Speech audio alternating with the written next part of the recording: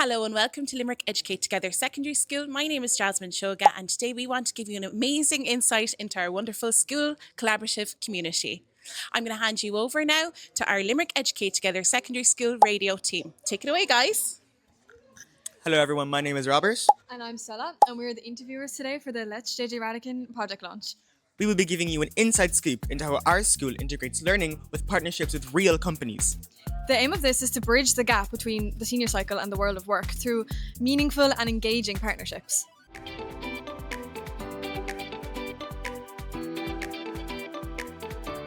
Hello, I'm here with Owen, our principal here at Limerick Educate Together. And could you tell us a bit about this Let's JJ Rhatigan partnership? Yeah, it's a continuation from the work that we're doing with project-based learning here in the school. And the main focus is on senior cycle students, so fifth year students in particular. So I suppose as the school has grown and developed over the last few years, we're now very much established with a large senior cohort of students.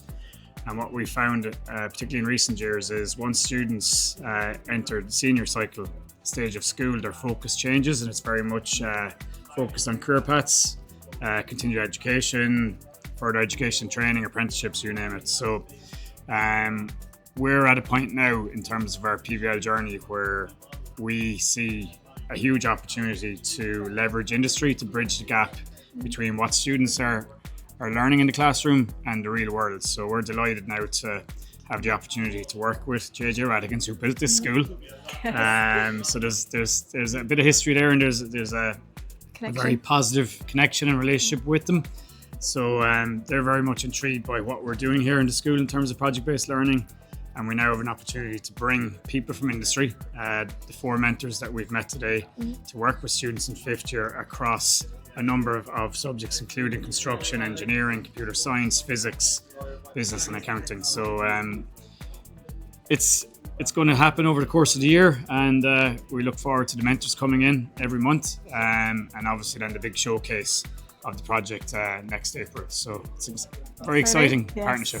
As a student, I was really interested in the image that you showed of the learning pit. Can you tell me a bit about that?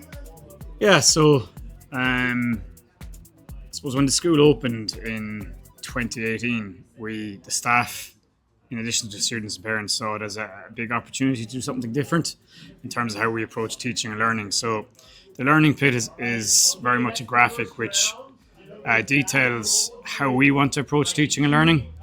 So if you were to compare how we approach that piece with maybe the more traditional chalk and talk approach to teaching and learning, that's a very linear process where, because of the system that we're in and the big focus on the leaving certificate,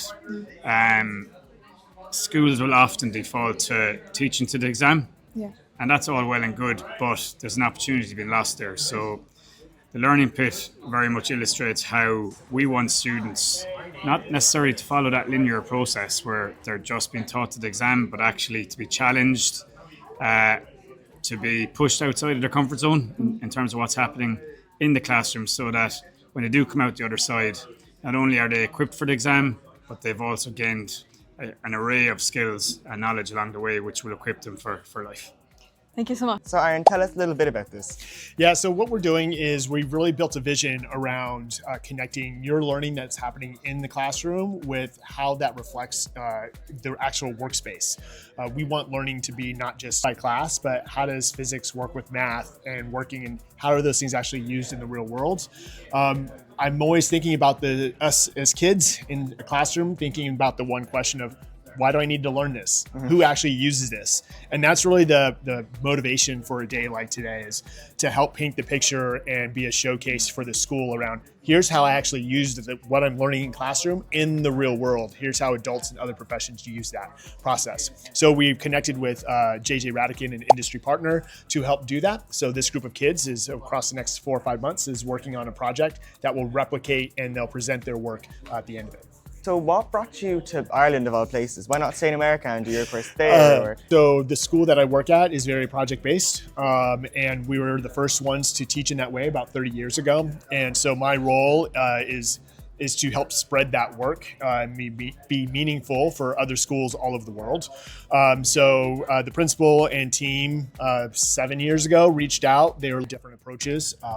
They met me, they saw our school, and I've been working with them as partners ever since. So I come over usually about once a year to help support your teachers as they're growing and to help support them in their own learning around the work.